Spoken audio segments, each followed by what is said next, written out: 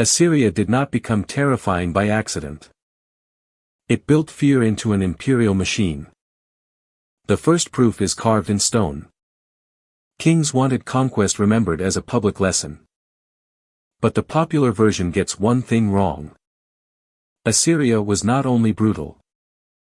It was also one of history's first experiments in ruling many peoples from one center.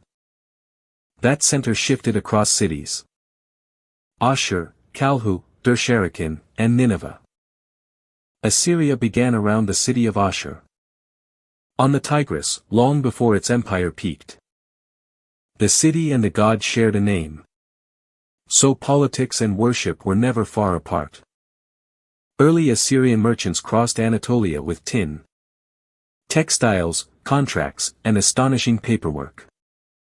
Those tablets show families, debts, marriages, lawsuits, and caravans. Not just kings. So Assyria's story starts with merchants and scribes before it becomes a war empire. The Middle Assyrian kings hardened the state, pushing armies across northern Mesopotamia. Then came the Neo-Assyrian Age, when conquest became systematic, recorded, and terrifying. Kings did not simply claim victory. They listed cities, tribute, rebels, and punishments. These texts are evidence, but also propaganda, so they must be read carefully. Assyrian art often shows siege towers, ramps, archers, and cities collapsing under pressure. At Lachish, the reliefs turn one captured city into a room-sized lesson in power. The siege ramp was not decoration. Archaeology at Lachish confirms the assault landscape. This is where Assyria becomes different from a raiding kingdom. It engineered obedience.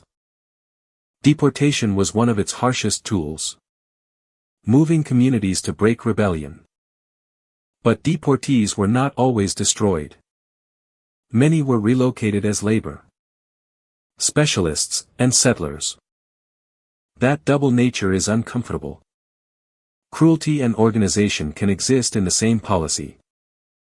Assyrian armies also depended on logistics.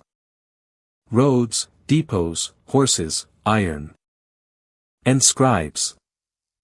The empire could move information quickly, because royal roads linked provinces to the palace. Letters from officials reveal floods, conspiracies, bad harvests, troop needs, and local fear. Behind every dramatic conquest was a bureaucracy counting grain, animals, labor, and tribute. Tribute was not just wealth. It was a ritual of submission performed in images and text. Palace walls showed exotic animals, trees, metals, and captives flowing toward the king. The king appears larger than everyone, because the image is making politics visible. Assyrian kings were warriors, judges, builders, hunters, and servants of the god Ashur. The lion hunt looks like sport, but it also stages cosmic order defeating chaos. Wounded lions and palace art are among the most emotionally intense images from antiquity. The king's courage mattered, because he claimed to protect the world from disorder. Yet people under Assyrian rule could experience that order as terror. That tension is the heart of Assyria. Order for the center, pressure for the edges.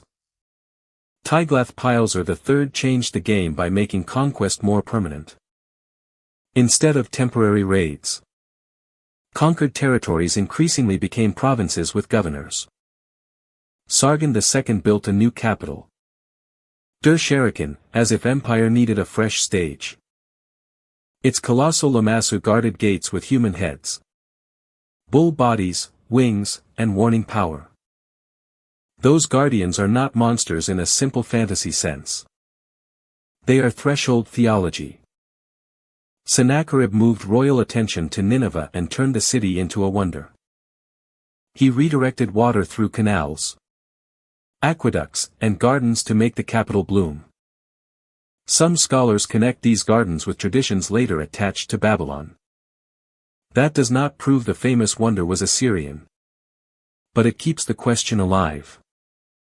Sennacherib also destroyed Babylon after revolt, showing how sacred cities could become targets.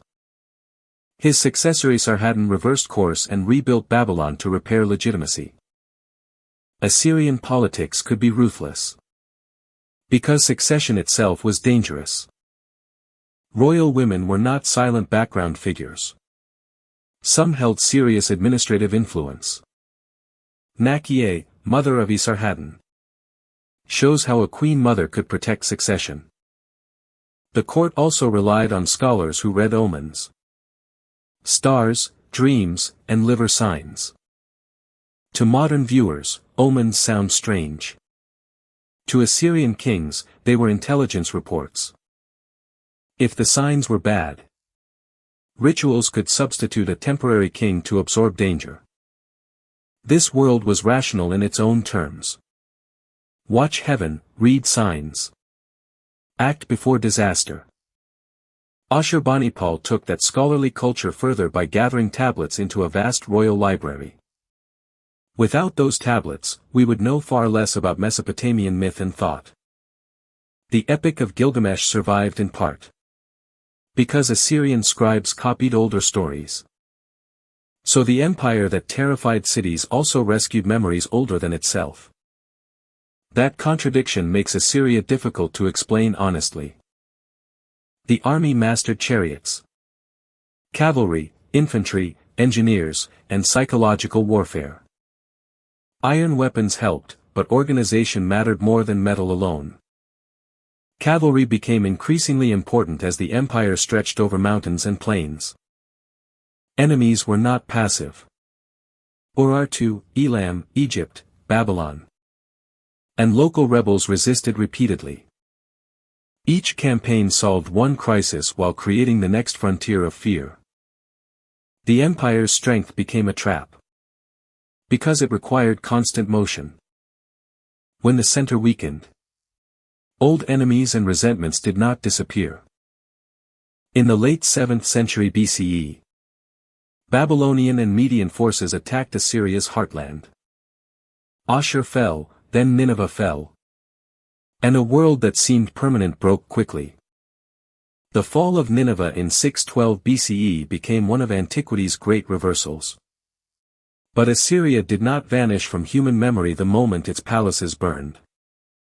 Its people, language traditions, gods, and place names continued in changed forms.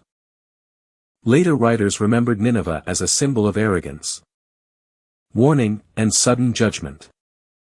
Modern archaeology then added a different memory. Rooms of reliefs, tablets, gates, and broken lions. Museums made Assyria famous, but also removed objects from their original landscapes. That is why the best Assyria story is not only ancient. It is also modern. Assyrian law codes reveal another side. Household order, status, property, and severe punishment. Those laws are not a complete society, but they show what elites wanted controlled. Aramaic spread under empire, helping officials communicate across a world of many languages. Cuneiform still mattered deeply, especially for scholarship, ritual, royal memory, and archives. Provincial people experienced empire through taxes, labor duties, soldiers, markets, and officials. For some communities, Assyrian rule could bring roads and trade alongside surveillance and extraction.